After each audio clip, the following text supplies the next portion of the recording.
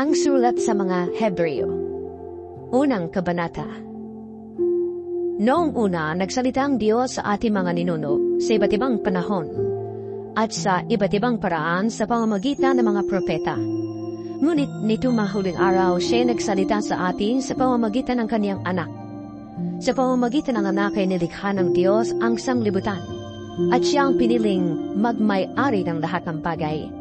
Ang anak ang manining na sinag ng Diyos, sapagkat kung ano ang Diyos ay gayon din ang anak. Siya ang nag-iingat sa lahat ng bagay sa pamagitan ng kanyang makapangyarihang salita. Pagkatapos niyang linisin tayo sa ating mga kasalanan, siya'y umupo sa kanan ng Diyos na makapangyarihan sa lahat. At kung paanong nakakahigit ang pahalang ibinigay ng Diyos sa anak, gayon din nakakahigit siya sa mga anghel. Sapagkat kailanay hindi sinabi ng Diyos sa sinumang anghel, "Ikaw ang aking anak, ako ang iyong ama." Ni hindi rin niya sinabi sa kaninumang anghel, "Ako'y magiging ama niya, at siya'y magiging anak ko." At nang susuguin na ng Diyos ang kaniyang panganay na anak sa sanglibutan, ay sinabi niya, dapat siyang sambahin ng lahat ng anghel ng Diyos. Tungkol naman sa mga anghel ay sinabi niya, ginawa niyang hangin ang kanyang mga anghel at dingas ng apoy ang kanyang pabalingkod. Ngunit tungkol sa anak ay sinabi niya, ang iyong trono, O Diyos, ay magpakailanman. Ikaw ay maghaharing may katarungan. Nalulugod ka sa paggawa ng matuwid, ngunit nabubungi ka sa pagsuway. Kaya't hinira ka ng Diyos na iyong Diyos at pinuspos ng kagalakang higit sa iyong mga kasama. Sinabi pa rin niya, Panginoon, ikaw ang lumikha ng sanlibutan at ikaw rin ang gumawa ng kalangitan. Ang mga ito'y mawawalang lahat, ngunit mananatili ka magpakailanman. Maluluba silang lahat gaya ng kasuotan at ililigpit mo gaya ng isang balaman at tulad ng tabi sila'y papalitan. Subalit ikaw ay mananatili at ang buhay mo'y walang katapusan. Kailan may hindi sinabi ng Diyos sa kaninumang anghel, maupo ka sa aking kanan hanggang lubusan kong papasuko ang iyong mga kaaway. Ano ang mga anghel kung ganoon? Sila'y mga espiritong naglilingkod sa Diyos at mga sinugo upang tumulong sa mga maliligtas.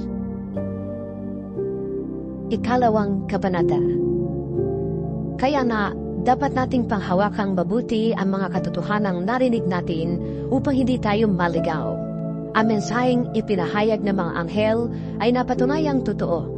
At sinumang lumabag o di sumunod dito ay tumanggap ng kaukulang parusa. Gayun din naman, paano tayo makakaiwas sa parusa kung hindi natin pahahalagahan ang napakadakilang kaligtasang ito? Ang Panginoon ang unang nagpahayag ng kaligtasang ito, at ang mga nakarinig sa Kaniya ang nagpatunay sa atin na ito'y totoo. Pinatunayan din ito ng Diyos sa pamamagitan ng mga tanda at iba't ibang himala, at sa pamamagitan ng mga kaloob ng Espiritu Santo na ipinamahagi niya ayon sa kanyang sariling kapasyahan. Hindi sa mga anghel ipinailalim ng Diyos ang sanglibutang kanyang lilikhain, ang sanglibutang ating kinutukoy. Sa halip ay ganito ang sinasabi sa isang bahagi ng kasulatan. Ano ang tao upang siya'y iyong alalahanin? O ang anak ng tao upang iyong pangalagaan? Sandaling panahong siya'y ginawa mong mas mababa kaysa mga anghel. Ngunit pinagkalooban mo siya ng katakilaan at karangalan, at itinailalim mo sa kanyang kapangyarihan ang lahat ng bagay. Nang ipailalim ng Diyos ang lahat ng bagay sa kapangyarihan ng tao, walang bagay na di ipinailalim sa Kaniya. Sa kasalukuyan ay hindi pa natin nakikitang napapailalim sa kanyang kapangyarihan ang lahat ng bagay. Subalit alam nating si Jesus, kahit na sa kaunting panahoy ginawang mas mababa kaysa mga anghel, ay binigyan ng karangalan at kadakilaan dahil sa kanyang kamatayan. Dahil sa kagandahang loob ng Diyos sa atin, niloob niyang si Jesus ay mamatay para sa ating lahat.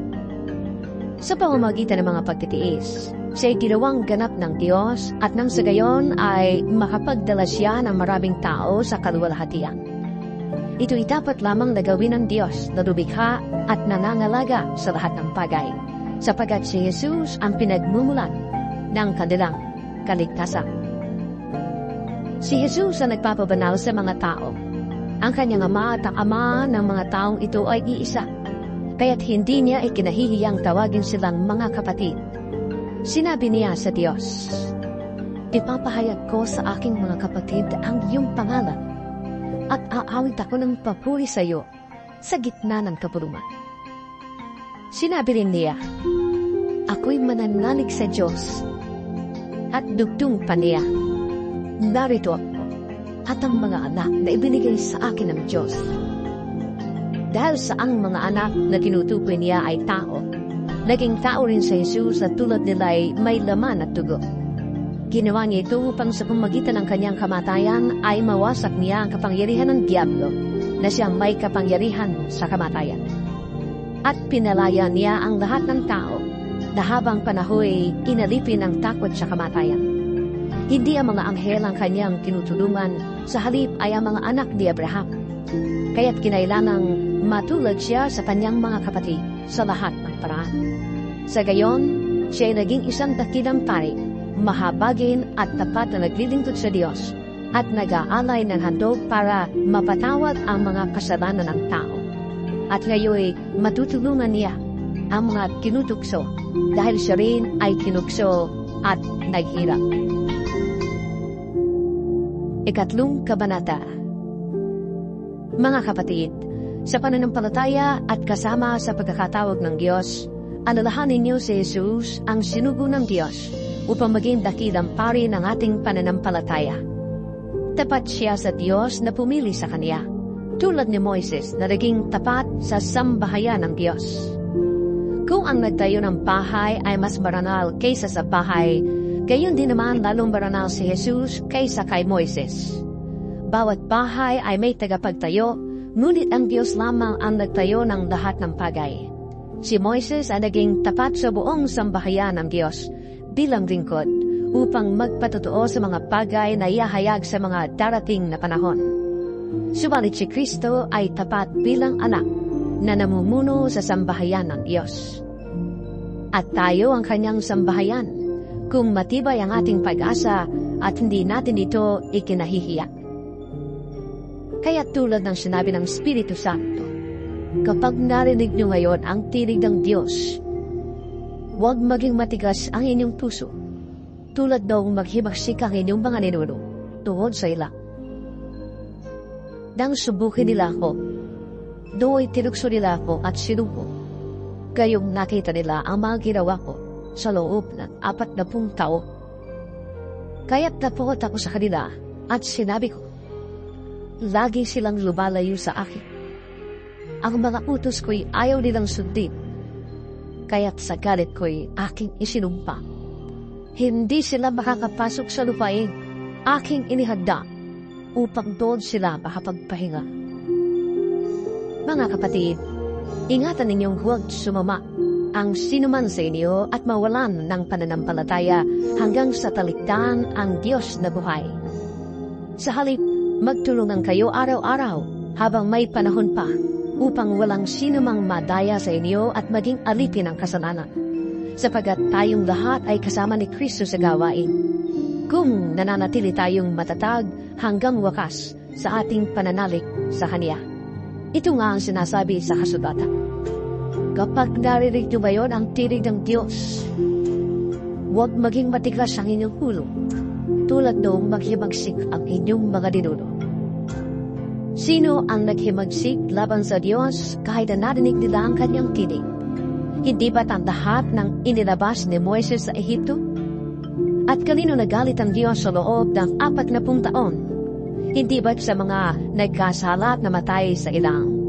At sino ang tinutukoy niya ng kanyang sabihin, hindi sila makakapagpahinga sa piling ko? Hindi ba't ang mga taong ayaw sumunod?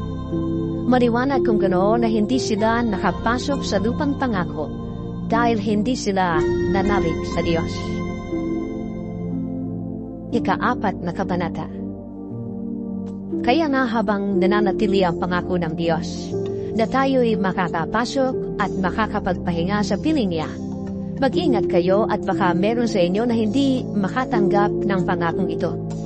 Sapagkat tulad nila ay napakinggan din natin ang magandang balita, ngunit hindi nila pinakinabangan ang balitang kanilang narinig dahil hindi nila ito tinanggap ng may pananampalataya.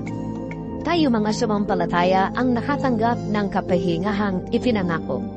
Ito'y ayon sa kanyang sinabi, sa galit ko'y aking isinumpa, hindi sila makapagpapahiga sa piling ko.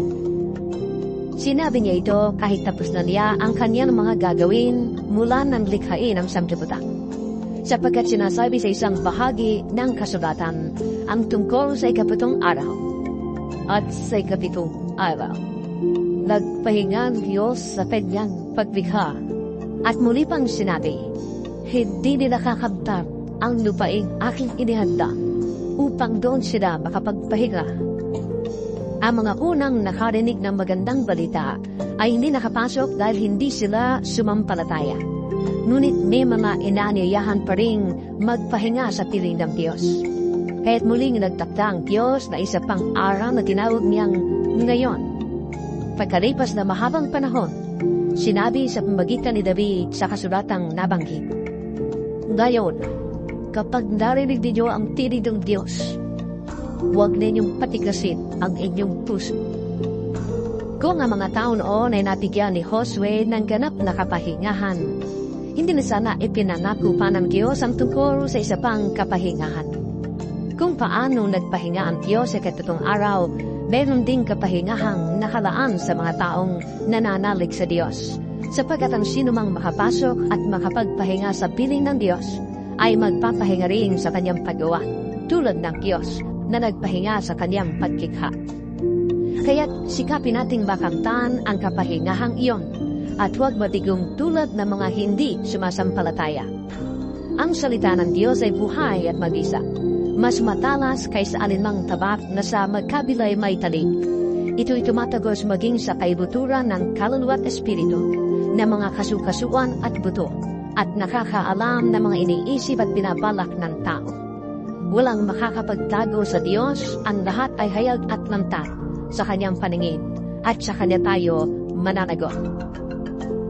Kaya nga, magpakatatag tayo sa ating pananampalataya dahil meron tayong dakilang pari na pumasok na sa kalangitan doon sa harap ng Diyos. Siya'y walang iba kundi si Jesus na anak ng Diyos.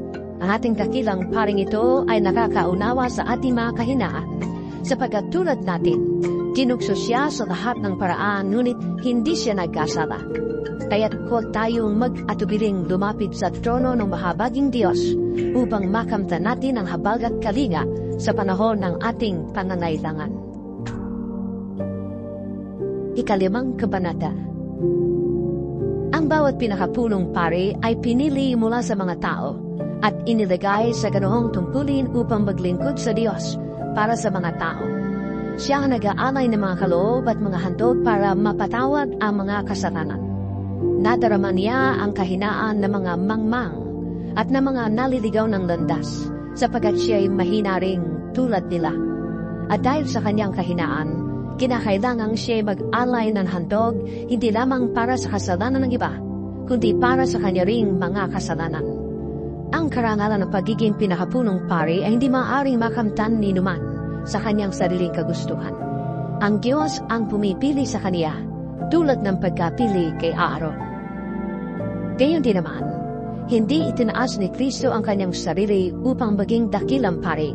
Siya'y pinili ng Diyos na nagsabi sa kaniya, ikaw ang aking anak. Ako ang iyong ama. Sinabi rin niya sa ibang bahagi ng kasulatan, ikaw ay pare magpakailanman, ayon sa pagkapare ni Melchizedek. Noong si Jesus ay namumuhay pa rito sa lupa, siya'y nanalangin at lumuluhang nakiusap sa Diyos na makakapagligtas sa kaniya sa kamatayan. At kininig siya ng Diyos dahil lubusan siyang nagpakumbaba. Kahit na siya'y anak ng Diyos, natutuhan niya ang tunay na kahulugan ng pagsunod sa pamamagitan ng pagtitiis. At nang siya'y maging ganap, siya naging walang hanggang tagapagligtas ng lahat ng sumusunod sa kaniyang kalooban. Minarapat ng Diyos na siya'y gawing dakilang pari ayon sa pagkapari ni Melchizedek. Marami pa kaming masasabi tungkol sa bagay dito, ngunit mahirap ipaliwanag sa inyo sapagkat napakabagal ninyong umunawa. Dapat sana'y mga tagapagturo na kayo, subalit hanggang ngayon kailangan pa kayong turuan ng mga panimulang aralin ng salita ng Diyos.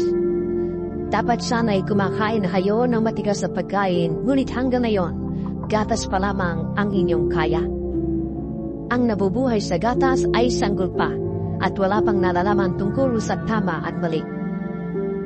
Ang matigas na pagkain ay para sa may sapat na gulang, at marunong nang kumilala ng mabutit masama. Ika-6 na kabanata. Kaya't iwanan natin ang mga panimulang aralin tungkol kay Kristo at magpatuloy na tayo sa mga araling para sa may sapat na pag-unawa na. Tigilan na natin ang muling paglalagay ng pundasyon tungkol sa pagtalikod sa mga gawang walang kabuluhan at tungkol sa pananalig sa Diyos. Tungkol sa mga bautismo at pagpapatong ng mga kamay at tungkol sa muling pagkabuhay ng mga patay at sa hatol na walang hanggan. Magpatuloy na tayo, at iyan ang gagawin namin kung loloobin ng Diyos. Sapagkat paano pang magsisisi at manunumbalik ang mga tumalikod sa pananampalataya. Dati, naliwanagan sila, nakalasap ng kaloob ng langit at naging kabilang sa mga tumanggap ng Espiritu Santo. Nakalasap na rin sila ng kabutihan ng salita ng Diyos at nakadama ng kapangyarihan ng Diyos na lubusang mahahayag sa panahong darating. Kapag sila'y tumalikod pagkatapos malasap ang lahat ng ito, hindi na sila maaari pang maakay sa pagsisisi at mapanumbalik sapagkat muli nilang ipinapako sa krus at inilalantad sa kahihiyan ang anak ng Diyos. Sapagkat pinagpapala ng Diyos ang lupang pagkatapos tumanggap na masaganong ulan, ay sinisibulan na halamang pinapakinabangan ng mga magsasaka. Subalit ko ang mga damo at halamang matitinik ang tumutubo doon. Walang kabuluhan ang lupang iyon, kaya't nanganganib itong sumpain ng Diyos at tupukin sa apoy. Mga minamahal, kahit ganito ang sinasabi namin, natitiyak namin na tungkol sa inyong kaligtasan, mabuti ang inyong kalagayan. Makatarungan ng Diyos, hindi niya marilimutan ang inyong ginawa at ang pagmamahal na inyong ipinakita at hanggang ngayon ipinapakita sa pamamagitan ng paglilingkod ninyo sa mga banal. Ang nais namin ay patuloy na magsubikap hanggang wakas ang bawat isa sa inyo upang makamtan ninyo ang inyong inaasahan. Kaya't huwag kayong maging tamad. Tularan ninyo ang mga taong dahil sa kanilang pagtitiis at pananalig sa Diyos ay tumatanggap ng mga ipinangako niya. Nang mangako kay Abraham ang Diyos, siya'y nanumpa na tutuparin niya ang kaniyang pangako. Dahil wala nang nakakahigit pa sa kaniya, nanumpa siya sa sarili niyang pangalan. Sinabi niya, "Ipinapangako ko, na lubos kitang pagpapalait, at ang iyong lahi ay aking pararabihin." Matiyagang naghintay si Abraham at natanggap naman niya ang ipinangako sa kaniya. Nanunumpa ang mga tao sa ngalan ng isang nakakahigit sa kanila, at sa pamamagitan ng panunumpang ito ay pinagtitibay ang usapan. Gayon din naman, pinagtibay ng Diyos ang kanyang pangako sa pamamagitan ng panunumpa upang ipakita sa kanyang mga pinangakuan na hindi mababago ang kanyang layunin. Hindi nababago at hindi man lang nagsisinungaling ang Diyos tungkol sa dalawang bagay na ito, ang kanyang pangako at sumpa. Kaya't tayong nakatagpo ng kanyang kalinga ay panatag ang loob na umaasa sa mga pangako niya. Ang pag-asang ito ang siyang matibay at matatag na angkla ng ating buhay. At ito'y umaabot hanggang sa kabila ng tabi ng templo, hanggang sa dakong kabanal-banalan. Si Jesus ay naunang pumasok doon alang-alang sa atin at naging dakilang pari magpakailanman, ayon sa pagkapari ni Melchizedek. Ikapitong kabanata. Si Melchizedek ay hari ng Salem at pari ng kataas-taasang Diyos. Nang pabalik na si Abraham mula sa pagpuksa sa mga hari, sinalubong siya ni Melchizedek at sinabi sa kaniya, "Pagpalain ka ng Panginoon." Ipinigay ni Abraham kay Melchizedek ay 10 bahagi ng lahat ng nasamsam niya mula sa labanan. Ang unang kahulugan ng pangalang Melchizedek ay hari ng katwiran. At dahil siya ay hari din ng Salem, ibig sabihin siya ay hari ng kapayapaan. Walang nababanggit tungkol sa kanyang ama at ina o sa angkang pinagmulan niya. Hindi rin natala ang kanyang kapanganakan o kamatayan. Tulad ng anak ng Diyos, siya ay pari magpakailanman. Tingnan ninyo kung gaano kadakila si Melchizedek. Ipinag-arop sa kanya ni Abraham na isang patriarka ay 10 bahagi ng nasamsam niya mula sa labanan. Ayon sa kautusan, ang mga pari mula sa angkan ni Levi ay pinigyan ng karapatang kunin ang 10 bahagi ng pag-aari ng mga Israelita na kanilang mga kapatid, kahit ang mga ito ay mula rin sa lahi ni Abraham. Si Melchizedek ay hindi kabilang sa lipi ni Levi, ngunit tumanggap siya ng 10 bahagi mula kay Abraham at pinagpala niya ang taong ito na pinangakuan ng Diyos. Nalalaman ng lahat na ang nagbibigay ng pagpapala ay higit na dakila kaysa pinagpapala.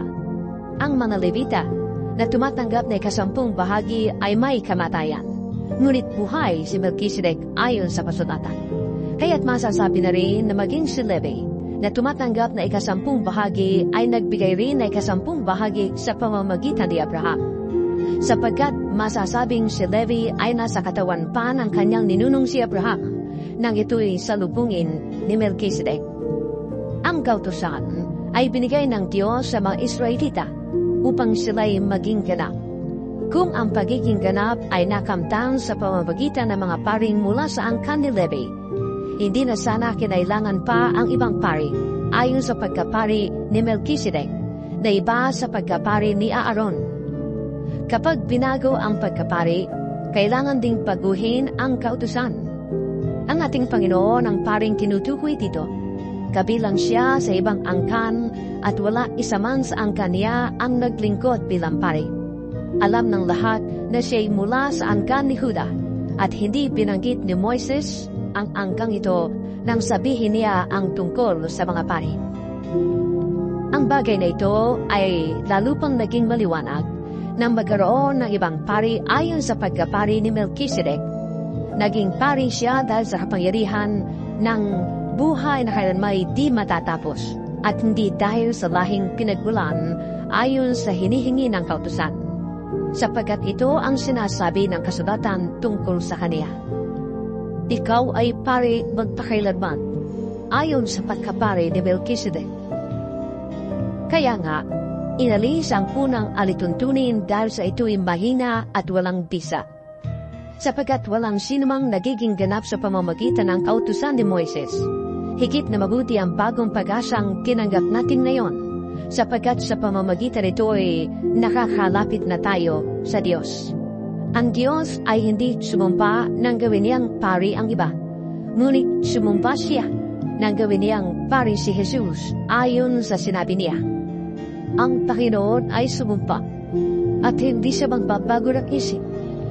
Ikaw ay pari magpakailanman. Dahil sa pagkakaibang ito, si Jesus ay nagiging katiyakan ng mas mabuting tipan. Bukod dito, kailangan noon ng maraming pari dahil namamatay sila at hindi nakakapagpatuloy sa panunungkulan. Ngunit si Jesus ay buhay magpakailanman, kaya't walang katapusan ang kanyang pagkapari. Dahil dito, lubusan niyang may liligtas ang lahat ng lumalapit sa Diyos sa pamamagitan niya, sapagkat siya ay nabubuhay magpakailanman upang mamagitan para sa kanila. Si Jesus kung ganoon ang dakilang paring nakakatugon sa ating pangangailangan. Siya'y banal, walang kapintasan o kasalanan. Inihiwalay sa mga makasalanan at itinaas sa kalangitan. Hindi siya katulad ng ibang mga pinakapunong pari na kailangan pang mag-alay ng mga handog araw-araw. Unay para sa sarili nilang kasalanan at pagkatapos para sa kasalanan ng mga tao. Minsan naman naghandog si Jesus at ito'y magpakailanman nang ihandog niya ang kaniyang sarili. May mga kahinaan ang mga pinakapunong pari na pinili ayon sa kautusan. Ngunit ang paring pinili na may panunumpa ay ang anak na banal magpakailanman. At ang panunumpa ng Diyos ay huling dumating kaysa kautusan. Ikawalong kabanata. Ito ang buod ng aming sinasabi. Tayo may dakilang pari na nakaupo sa kanan ng trono ng kataas-taasan. Siya ay naglilingkod doon sa tunay na dakong banal, sa toldang itinayo ng Panginoon at hindi ng tao. Tungkulin ang bawat pinakapunong pari ang mag-alay ng mga kaloob at mga handog. Kaya't kailangan ang ating dakilang pari ay meron ding ihahandog. Sa lupa ay hindi siya maaaring maging pari, sapagkat meron ng mga paring naghahandog ng mga kaloob ayon sa kautusan. Ang paglilingkod ng mga ito ay larawan lamang na nasa langit, sapagkat nang itatayo na ni Moises ang torda, mahigpit na ipinagpiling sa kanya ng Diyos ang ganito. Gagawin po ang lahat, ayon sa huwarang ipinakita ko sa iyo sa mundo.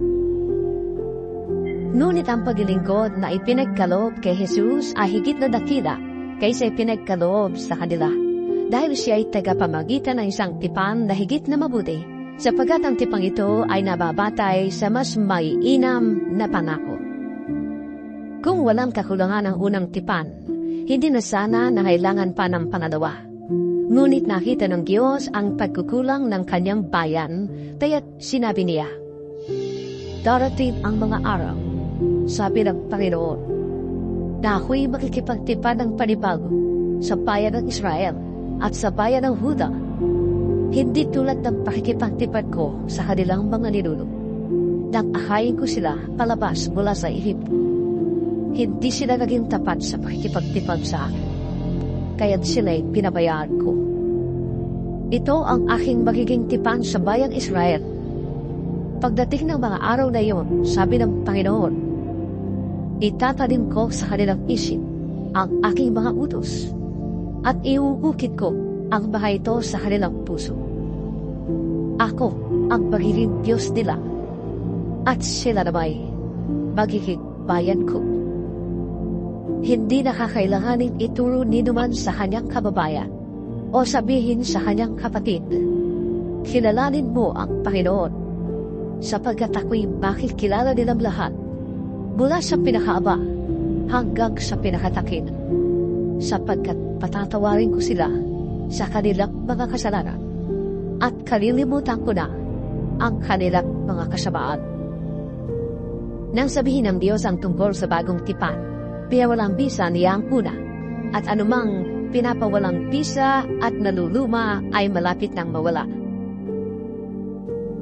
Ikasyam na kabanata. Ang unang tipan ay may mga alituntunin sa pagsamba at may sambahang ginawa ng tao. Itinayo ang isang torda na may dalawang bahagi. Ang una ay tinatawag na dakong banal at naroon ang ilawan, ang hapag, at ang mga tinapay na handog sa Diyos.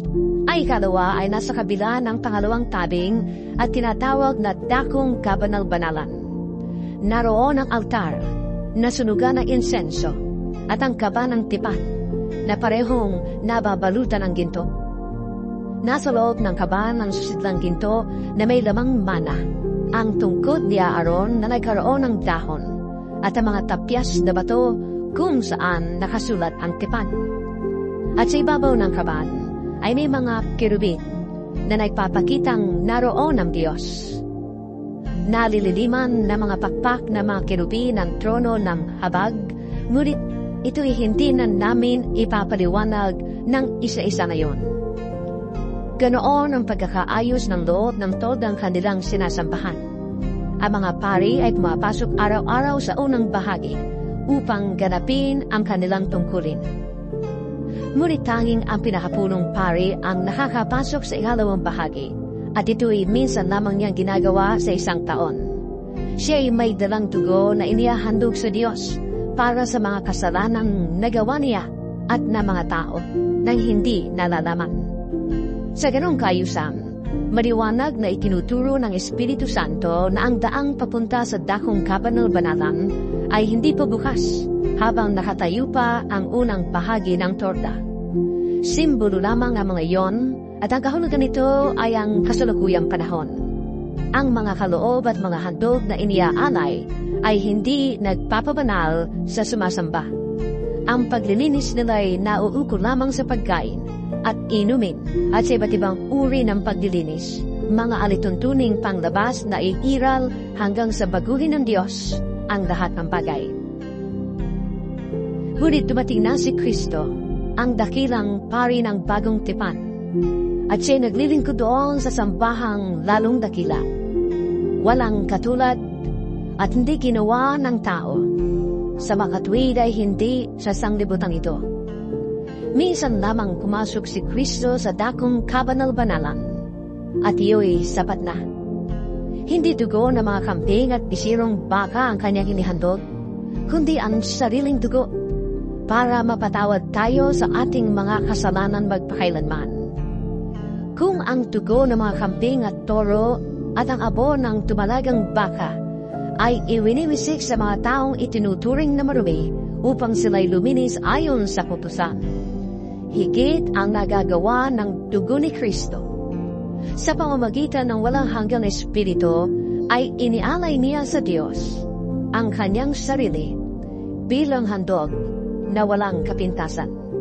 Ang kanyang dugo ang lumilinis sa ating puso't isip sa mga gawang walang kabuluhan, upang tayo ay makapaglingkod sa Diyos na buhay.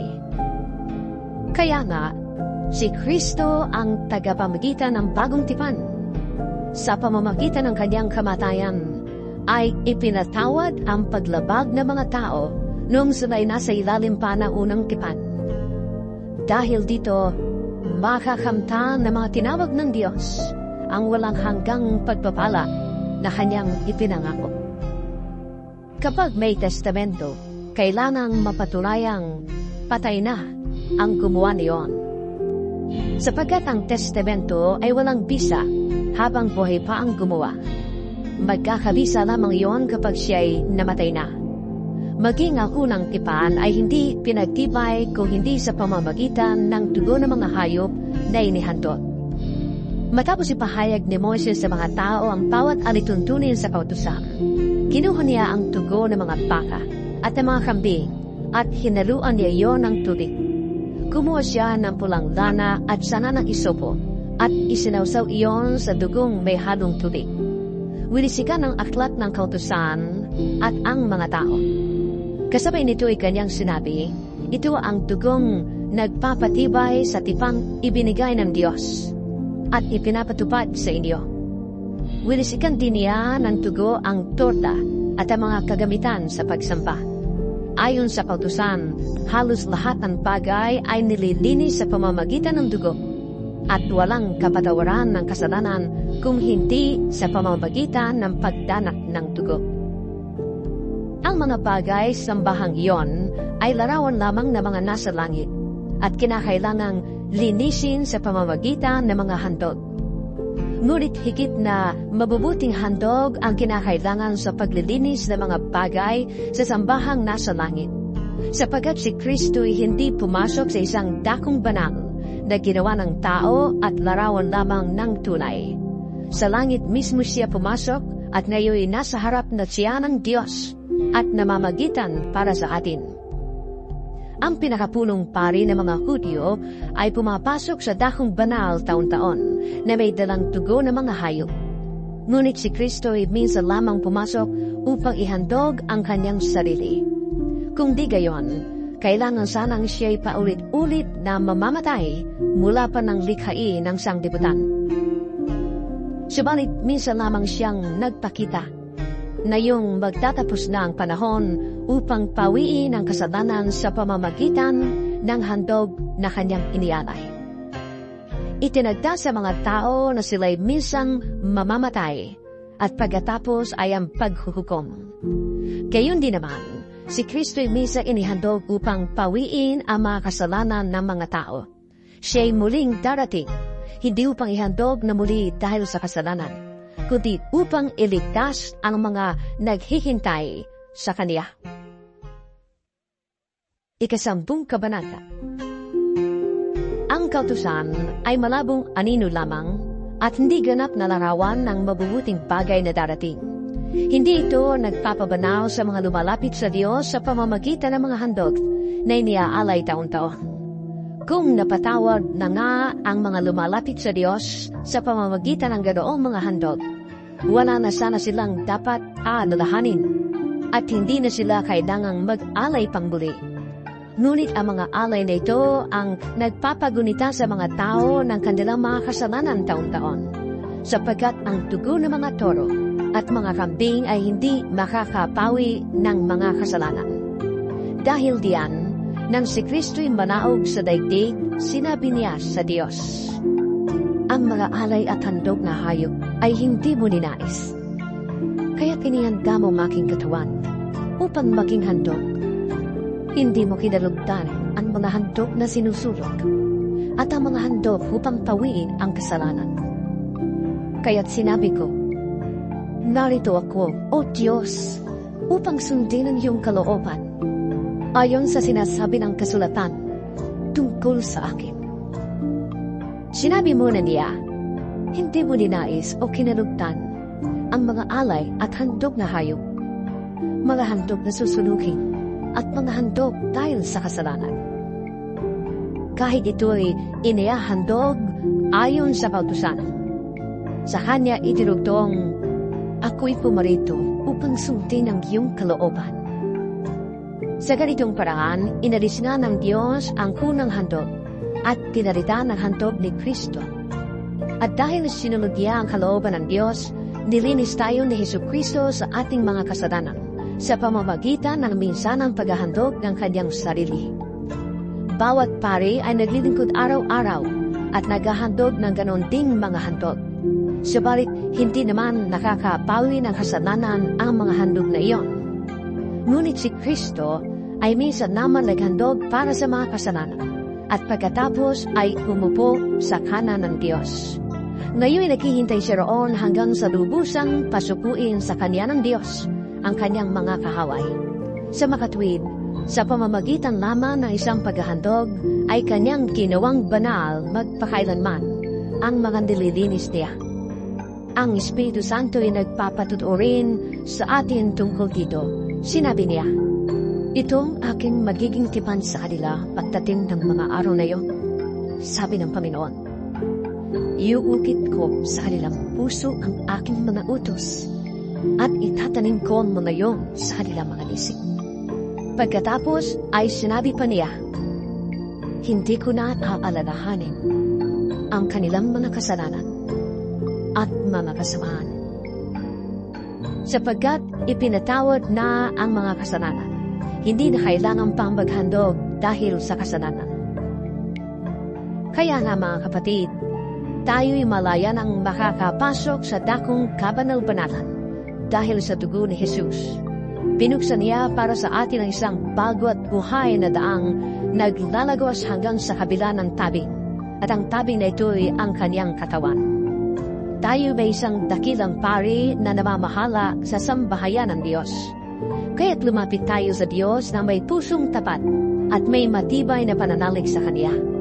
Lumapit tayo may malinis na budhi, sapagkat nalinis na ang ating mga puso at nahugasan na ng dalisay na tubig ang ating mga katawan.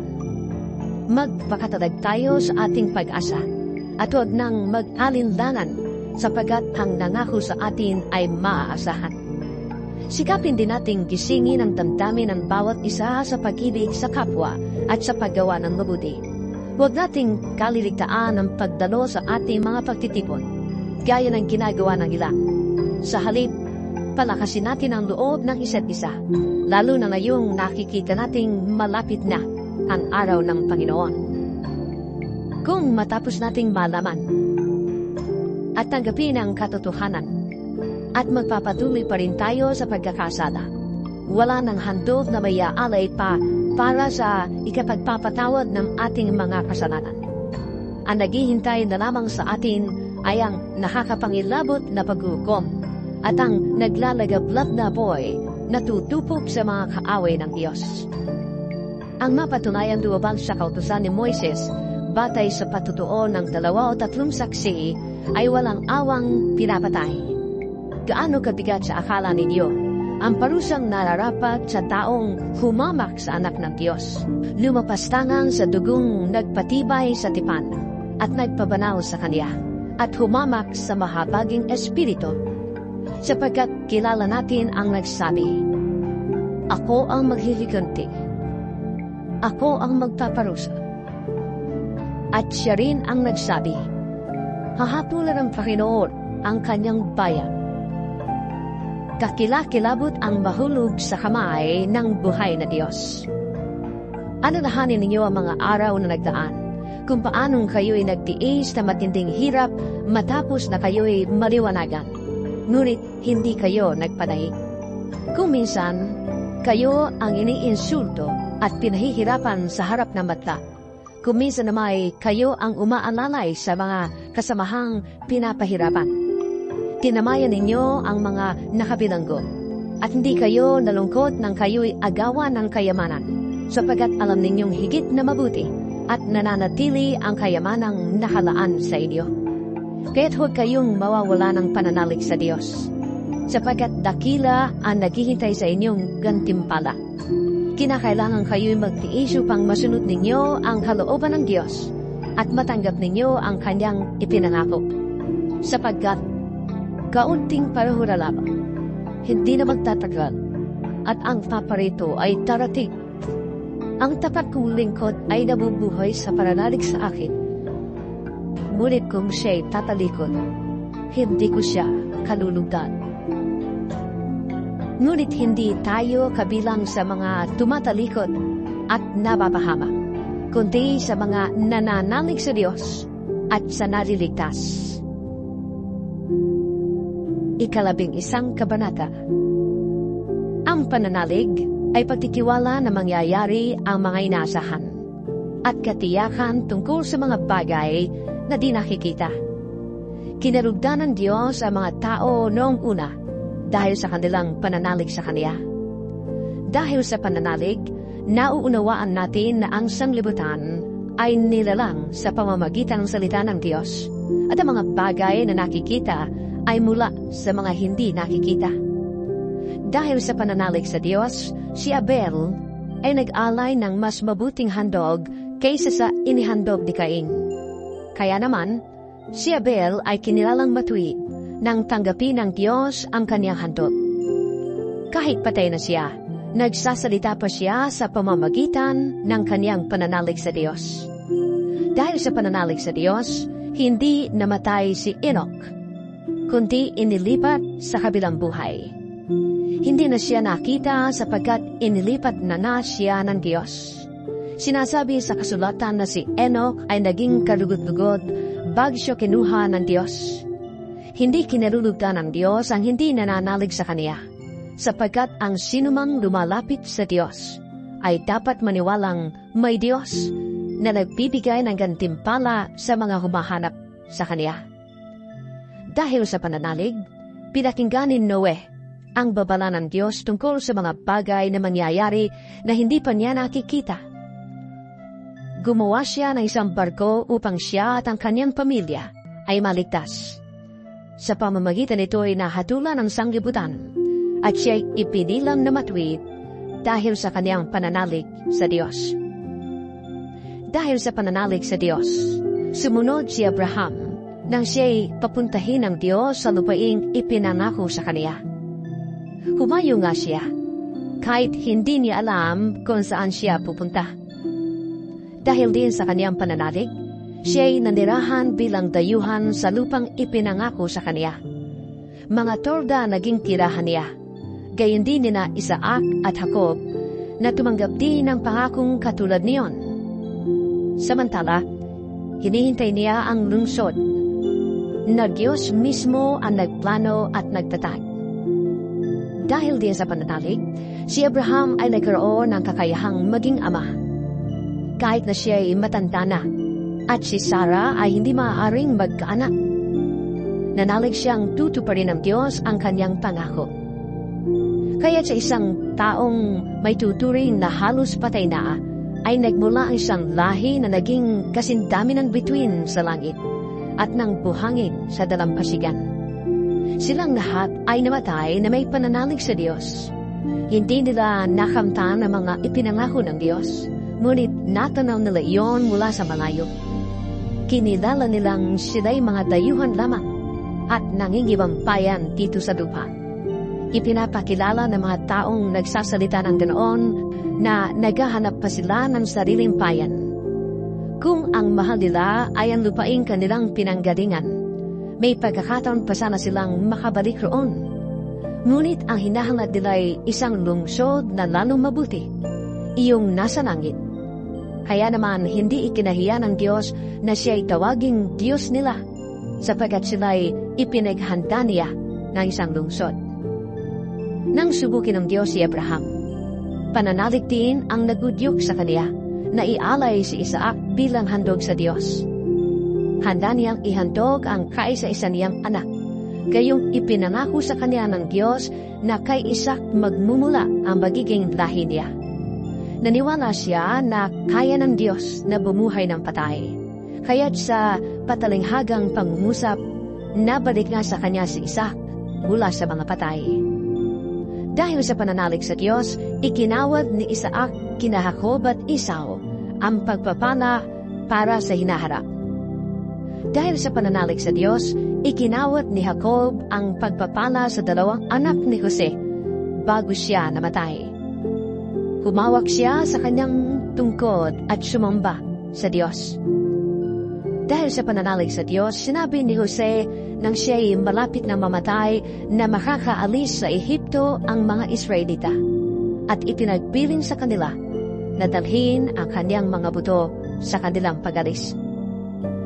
Dahil sa pananalig sa Diyos, ang mga magulang ni Moises ay hindi natakot na sumuway sa utos ng hari nang makita nilang maganda ang sanggol. Itinago nila ito sa loob ng 3 buwan. Dahil sa pananalig sa Diyos, tumanggi si Moises nang siya'y meron ng sapat na gulang na tawagin siyang anak ng prinsesang anak ng hari. Inibig pa niyang makihati sa kapihang tinaranas ng bayan ng Diyos kaysa magtamasa ng mga panandaliang aliw ng mundo ito na dulot ng kasalanan. Itinuring niyang higit na mahalaga ang pagtitiis ng hirap dahil sa Mesiyas kaysa mga kayamanan ng Ehipto, sapagkat nakatuon ang kanyang paningin sa mga gantimpala sa hinaharap. Ang pananalig din sa Diyos ang nag-udyok kay Moises na lisanin ang Ehipto kahit magalit ang hari. Matatag ang kanyang kalooban sapagkat para niyang nakita ang Diyos. Dahil din sa pananalig na iyan, itinatag niya ang Paskwa at iniutos sa mga Israelita na pahiran ng dugo ang pintuan ng kanilang mga bahay upang huwag patayin ng anghel na mamumuksa ang mga panganay nila. Dahil sa pananalig sa Diyos, nakatawid ang mga Israelita sa dagat na pula na parang lumalakad sa tuyong lupa. Ngunit nadunod ang mga Ehipsyo nang sila'y tumawid. Dahil sa pananalig ng mga Israelita sa Diyos, gumuho ang pader ng Jericho matapos nilang ligirin ito ng 7 araw. Dahil sa pananalig sa Diyos, si Rahab, ang babaeng may maruming pamumuhay, ay hindi napahamak na kasama ng mga ayaw pasakop sa Diyos sapagkat malugod niyang pinatuloy ang mga espiyang Israelita. Magpapatuloy pa ba ako? Kulang ang panahon para maisalaysay ko ang tungkol kina Gideon, Barak, Samson, Jephthah, David, Samuel at mga propeta. Dahil sa pananalig nila sa Diyos, nagwagi sila laban sa mga kaharian, namuhay sila ng matuwid at nagkamit ng mga ipinangako ng Diyos. Napaamo nila ang mga leon, Napatay ang naglalagablab na apoy at nahaligtas sila sa tabak. Sila'y mahihina, ngunit binigyan ng lakas upang maging magiting sa digmaan. Kaya't natalo ang hukbo ng mga dayuhan. Dahil sa pananalig sa Diyos, ipinalik sa ilang mga babae ang kanilang mga patay matapos buhayin muli. May mga tumangging sila'y palayain sapagkat pinili nila ang mamatay sa pahirap upang sila'y muling buhayin at magtamo ng mas mabuting buhay. Meron namang hinabak at hinagupit at meron ding ipinalanggong nakatanikala. Ang iba naman ay pinagbabato, nilagari ng pahati at pinatay sa tabak. Ang iba'y nagdamit ng balat ng tupa at kambing. Ang iba'y namulubi, naapi, at pinagmalupitan. Hindi karapat-dapat sa kanila ang daigdig. Nagpagalagala sila sa mga ilang at kabundukan. Nagtago sila sa mga yugib at lungga sa lupa. At dahil sa kanilang pananalig sa Diyos, nag-iwan sila ng isang kasaysayang hindi malilimot kailanman. Ngunit ang pangako ng Diyos ay hindi natupad sa kanilang kapanahunan, sapagkat may lalong magandang layunin ng Diyos para sa atin. Ang sila'y makasama natin kapag tinupad na ng Diyos ang kaniyang pangako. 12 kabanata. Kaya nga, dahil napapaligiran tayo ng napakaraming saksi, talikdan natin ang kasalanan at ang anumang balakid na pumipigil sa atin. Buong tiyaga tayong tumakbo sa paligsahang ating sinalihan. Ituon natin ang ating paningin kay Jesus na siyang pinagmumulan at kabuuan ng ating pananampalataya. Dahil sa kagalakan naghihintay sa Kanya, hindi niya ikinahiya ang mamatay sa krus. At siya ngayon nakaupo sa kanan ng trono ng Diyos. Isip-isipin ninyo kung gaano ang tiniis niyang pag-uusik ng mga makasalanan upang hindi kayo manglubaypay o panghinaan ng loob. Hindi pa humahantong sa pagdanak ng dugo ang pakikipaglaban ninyo sa kasalanan. Nalimutan na ba ninyo ang panawagan ng Diyos sa inyo bilang mga anak niya? Mga salitang nagpapalakas ng loob? Anak ko, huwag mong ipagwalang bahala kapag itinutuwid ka ng Panginoon at huwag kang panghinaan ng loob kapag ikaw ay pinaparusahan niya. Sapagkat pinaparusahan ng Panginoon ang mga iniibig niya at pinapalo ang itinuturing niyang anak. Tiis ninyo ang lahat ng hirap bilang pagtutuwid ng isang ama, sapagkat ito ay nagpapakilalang kayo'y tinatanggap ng Diyos na tunay na mga anak. Sinong anak ang hindi itinuwid ng kanyang ama?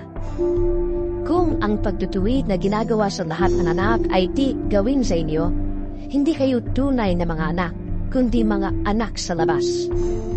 Hindi ba't pinaparusahan tayo ng ating mga magulang? At dahil yan ay iginagalang natin sila?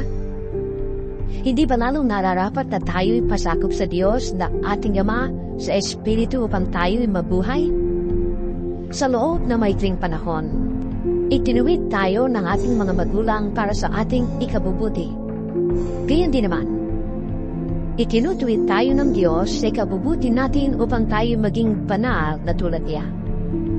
Habang tayo itinutuwid, hindi tayo natutuwa, kundi naghihinagpis. Ngunit, pagkatapos niyon, lalasap tayo ng kapayapaang bunga ng matuwid na pamumuhay.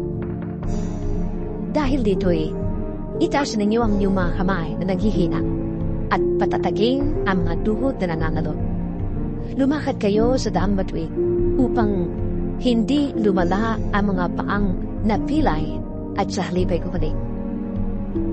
Sikapin ninyong makasundo ng lahat at magpakabanal, sapagkat hindi ninyo makikita ang Panginoon kung hindi kayo mamumuhay ng ganito. Pag-ingatan ninyong huwag tumalikod ang sinuman sa inyo sa pag-ibig ng Diyos. Huwag kayong magtanim ng sama ng loob na dahil dito ay napapasama ang iba. Pag-ingatan ninyo na huwag makiapid ang sinuman sa inyo upang walang halaga ang mga bagay na espiritual tulad ng ginawa ni Esau. Ipinagpalit niya sa pagkain ang kanyang karapatan bilang panganay. Alam ninyo ang nangyari pagkatapos. Hiningi niya sa kanyang ama na igawad sa kanya ang pagpapalang nauukol sa panganay. Ngunit ito'y itinanggi sa kanya sapagkat hindi na niya mababago ang kanyang ginawa, anuman ang gawin niyang pakiusap at pagkupa. Hindi kayo lumapit sa isang bundok na nakikita gaya ng mga Israelita sa bundok ng Sinai. Ito'y may apoy na nagliliyab at nababalutan ng dilim at malakas na hangin. Doon na may tunog ng trompeta at tinig na nagsasalita. Nang ang tinig na yan ay marinig ng mga tao, nakiusap silang tumigil na yon ang pagsasalita sa kanila, sapagkat hindi nila matagalan ang utos na ito. Ang sinumang tumapak sa bundok, kahit hayop, ay papatuhin hanggang sa mamatay. Talagang nakakakilabot ang kanilang natatanaw. Kaya't pati si Moises ay nagsabing, nanginginig ako sa takot. Sa halip, ang nilapitan ninyo ay ang bundok ng Sion, at ang lungsod ng Diyos na buhay, ang Jerusalem sa langit, na kinaroroonan ng di bilang na anghel. Dumalo kayo sa masayang pagtitipon ng mga ipinilang na panganay na nakatala sa langit. Lumapit kayo sa Diyos, na hukom ng lahat, at sa mga espiritu ng mga taong ginawang banal. Lumapit kayo kay Jesus, ang tagapamagitan ng bagong tipan. Ang dugo niyang dumanak ay may pangako ng mas mabubuting bagay kaysa sa isinisigaw ng dugo ni Abel. Kaya't makinig kayo mabuti sa kanya na nagsasalita. Ang tumangging makinig sa nagsalita sa kanila dito sa lupa ay hindi nakaligtas sa parusa. Gaano pa kaya tayo kung tayo'y tatangging makinig sa nagsasalita mula sa langit? Dahil sa kanyang kinig, nayanig noon ang lupa. Ngunit ipinangako ni Mayon, minsan ko pang yayanigin, hindi lamang ang lupa, kundi pati ang langit. Ang mga salitang minsan pa ay maliwanag na nagsasabing aalisin ang mga nilikhang nayayanig upang manatili ang mga bagay na di nayayanig. Kaya magpasalamat tayo sa Diyos sapagkat tumanggap tayo ng isang kahariang hindi mayayanig. Sambahin natin ang Diyos sa paraang kalugod-lugod sa Kanya, nang may paggalang at pagkatakot. Sapagkat tunay nga na ang ating Diyos ay parang apoy na nakakatupok. 13 kabanata. Magpatuloy kayo magmahalan bilang magkakapatid kay Kristo. Palaging maging bukas ang inyong pinto sa mga taga-ibang bayan. May ilang dahil dito ay nagpatuloy pala ng mga anghel nang hindi nila nalalaman. Alalahanin niyo ang mga nakabilanggo na parang kayo'y nakabilanggo rin kasama nila. Damayan din ninyo ang mga pinagmamalupitan na parang kayo'y dumaranas din ng ganoon.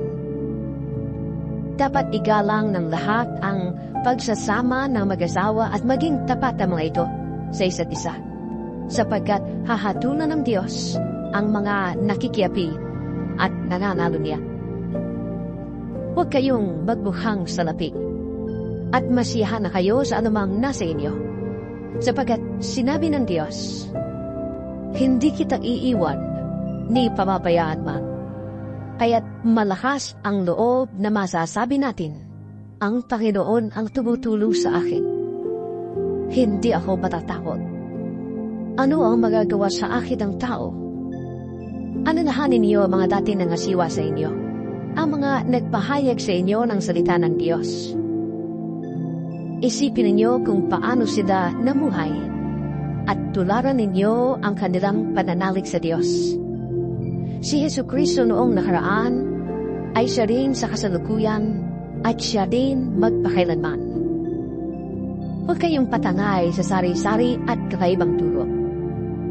Mas mabuti para sa atin ang mapanatag ang ating kalooban sa pamamagitan ng kagandahang loob ng Diyos kaysa sa pamamagitan ng pagsunod sa mga utos tungkol sa pagkain. Ang mga sumusunod sa mga utos na iyan ay wala namang natamong pakinabang. Tayo may isang dampana. At ang mga paring naglilingkod sa tabernakulo ay hindi maaaring kumain ng handog sa dampana ito. Ang dugo ng mga hayop ay dinadala ng pinakapunong pari sa dakong kabanal-banalan upang ialay bilang handog dahil sa kasalanan. Ngunit ang katawan ng mga hayop ay sinusunog sa labas ng bayan. Gayon din naman, namatay si Jesus sa labas ng bayan upang linisin niya ang tao sa kanilang kasalanan sa pamamagitan ng kanyang dugo. Kaya't pumunta tayo sa kanya sa labas ng bayan at magtisdi ng kahirapang kanyang kiniis. Sapagkat hindi rito sa lupa ang tunay na bayan natin at ang hinahanap natin ang bayang darating. Kaya't lagi tayong mag-alay ng papuri bilang handog sa Diyos sa pamamagitan ni Jesus, papuring nagpapahayag ng ating pagkilala sa kanyang pangalan. At huwag nating kaligtaan ang paggawa ng mabuti at ang pagtulong sa kapwa, sapagkat iyan ang alay na kinarulugdan ng Diyos. Pasakop kayo at sumunod sa mga namamahala sa inyo. Sila ay may pananagutang mangalaga sa inyo at mananagot sila sa Diyos bukod diyan. Kung sila'y susundin ninyo, magagalak sila sa pagtupad ng kanilang tungkulin. Kung hindi, sila'y mamimighati at hindi ito makakabuti sa inyo. Ipanalangin niyo kami. Nakatitiyak kaming malinis sa aming buti at hinahangad naming mabuhay ng matuwid sa lahat ng panahon. Higit sa lahat, hinihiling kong ipanalangin ninyo na ako'y makabalik agad sa inyo. Ang Diyos na pinagmumula ng kapayapaan, ang siyang muling bumuhay sa ating Panginoong Jesus, na naging dakilang pastol ng mga tupa, dahil sa kanyang dugo na nagpatibay sa walang hanggang tipan. Naway ipagkaloob niya sa inyo ang lahat ng kailangan ninyo upang may sagawa ang kanyang kalooban, at sa pamamagitan ni Jesucristo, ay gawin niya sa atin ang nakalulugod sa kanya. Papurihan nawa si Kristo magpakailanman. Amen. Hinihiling ko mga kapatid na pakinggan ninyong mabuti ang mga sinasabi ko sapagkat paikli lang naman ang sulat na ito. Ibig ko rin malaman ninyo na nakalaya na ang ating kapatid na si Timoteo at kung dating siya agad, isasama ko siya pagpagpapriya.